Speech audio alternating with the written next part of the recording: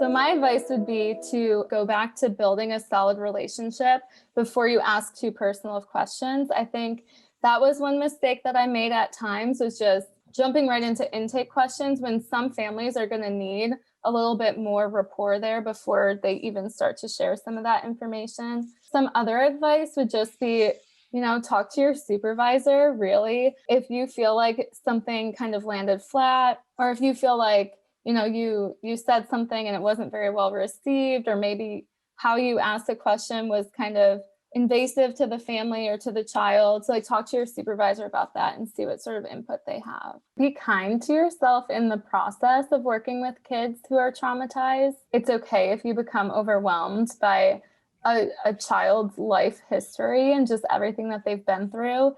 Kind of being kind to yourself. If this is something you're not used to and you're kind of lost with what to do, and just kind of seeking out guidance from your supervisor or whatever colleagues you have available to you.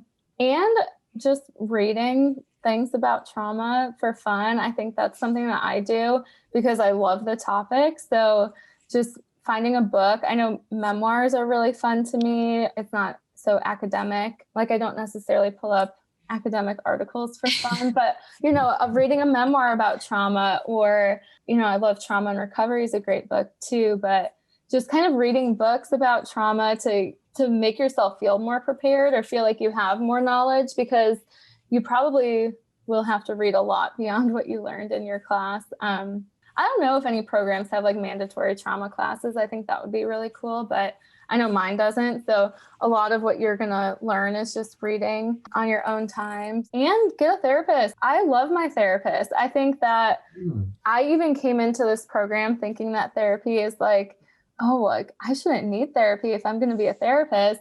And then, that's a part of my self-care. So I think getting a therapist too, and it helps you understand as well just how hard it is to find a therapist, and to find one that you really like and that you really vibe with, and that you feel like your therapeutic relationship is fun, or whatever you're looking for. And dealing with the financial piece and seeing if you can find a free therapist through your program or something like that. I think that having a therapist is a great idea, especially if you want to work with traumatized populations. I think one piece of advice also to future clinicians, especially if you're child focused, is to not be afraid of working with parents or other family members.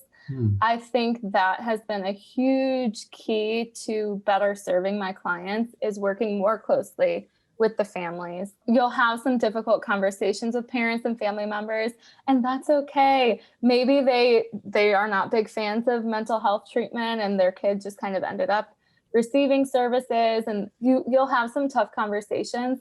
But by far the most helpful thing has been working with families more closely and kind of taking that family systems perspective, because the child really is not out living on their own, in their own little bubble. They're living within this family and within this structure. So that's been really, really helpful.